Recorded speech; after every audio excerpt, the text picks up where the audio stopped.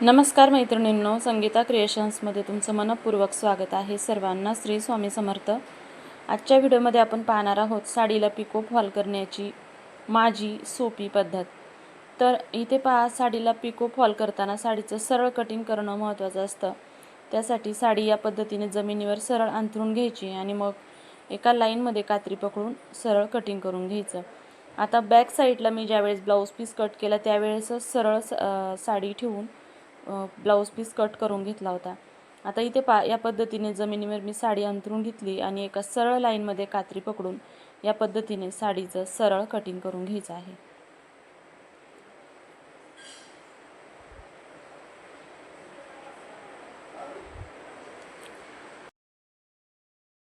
तर आता सरळ कटिंग करून झाल्यानंतर आपण साडीला करणार आहोत पिको. चला तर आता पिको फॉलच्या मशीनवर साडीला पिको करून घेऊया.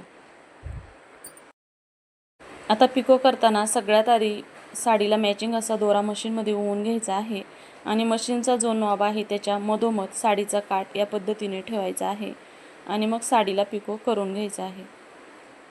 तर इथे तुम्हाला दिसत असेल मी साडी हलक्या हाताने पुढे खेचत आहे, कारण साडीला जर पिको तुम्हाला बारीक व्हावं असं वाटत असेल तर तुम्हाला साडी हलक्या हाताने पुढे खेचायची असते.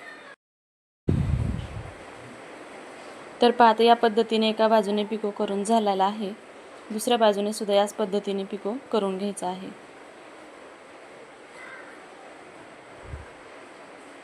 साडीचा पिको करताना साडी उलट्या बाजूने, म्हणजे जी उलटी बाजू असते ती वरच्या बाजूने ठेवायची आहे आणि जी सरळची बाजू आहे ती मशीनवर ठेवायची आणि मग या पद्धतीने नॉबमध्ये अगदी मधोमध साडीचा काठ ठेवून, तुम्हाला दिसत असेल व्हिडिओमध्ये मी असा उंच उभा पकडला आहे तो, आणि मग पिको करत आहे. आणि पिको करताना साडीसुद्धा इथे खेचत आहे, त्यामुळे साडीला पिको पातळ होत आहे.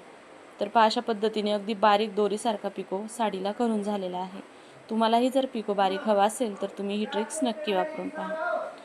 आता पहा, साडीला आपण इथे लावणार आहोत फॉल. फॉल लावण्यासाठी मागच्या साईडला मार्जिन किती ठेवायचं, 11 किंवा 12 इंच मार्जिन तुम्ही मागच्या साईडला सोडायचं आहे. आता इथे मी फॉल व्यवस्थित धुवून, वाळवून आणि इस्त्री करून घेतलेला आहे. आता फॉलची अर्धा इंच बाजू दुमडून घ्यायची आहे. साडीच्या काठावरती फॉल ठेवायचा आहे आणि साडीच्या काठावरती फॉल पहा या पद्धतीने अर्धा इंच दुमडून व्यवस्थित ठेवून घ्यायचा आहे आणि मग साडीला पिकोच्या मदतीने फॉल अटॅच करून घ्यायचा आहे. बऱ्याच वेळा बऱ्याच मैत्रिणी साडीला हात शिलाई करून सुद्धा घेतात, म्हणजे किनारीच्या बाजूकडून सुद्धा हात शिलाई करतात.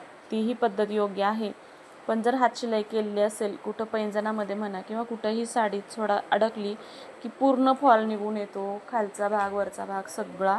पण अशा पद्धतीने जर तुम्ही पिको केलेला असेल तर कितीही पैंजणामध्ये अडकू द्यात किंवा कुठेही अडकू द्यात, फॉल निघत नाही आणि वरच्या बाजूने फक्त हात शिलाई करायची. तर सेफ बाजू कोणती, तर मला हीच पद्धत आवडते की खालच्या बाजूने साडीला पिको करून घ्यायचा आणि मग वरच्या बाजूने हात शिलाई करून घ्यायची, म्हणजे साडीचा फॉल निघण्याची शक्यता 90% कमी होते.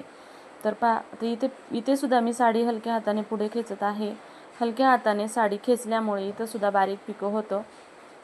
आता फॉल तिरका होता म्हणून थोडासा कट केला, अर्धा इंच बाजू दुमडून घेतली आणि साडीला फॉल लावून झालेला आहे. आता करणार आहोत आपण हात शिलाई.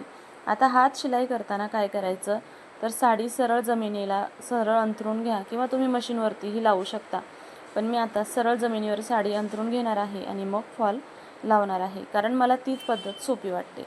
अगदी 2 मिनिटांमध्ये तुमची हात शिलाई करून होते.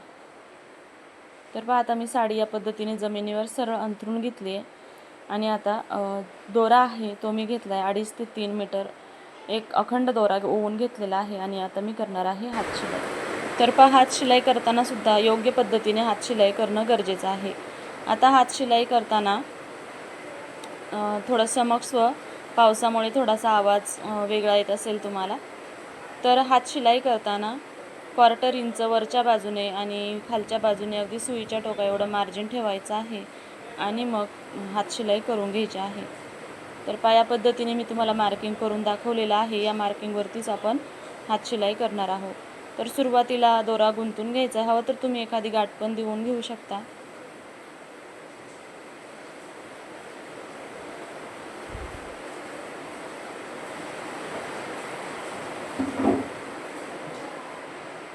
या पद्धतीने तुम्ही साडीला हातशिलाई करून घ्या. तर या पद्धतीने मी सुद्धा पूर्ण साडीला हातशिलाई करून घेते आणि मग शेवट तुम्हाला भेटते. तर पहा आता शेवटला थोडीशी एक तुम्हाला ट्रिक सांगणार आहे. शेवटला काय करायचं आहे की दोऱ्याला लॉक करून घ्यायचं आहे, म्हणजे दोरा निघत नाही.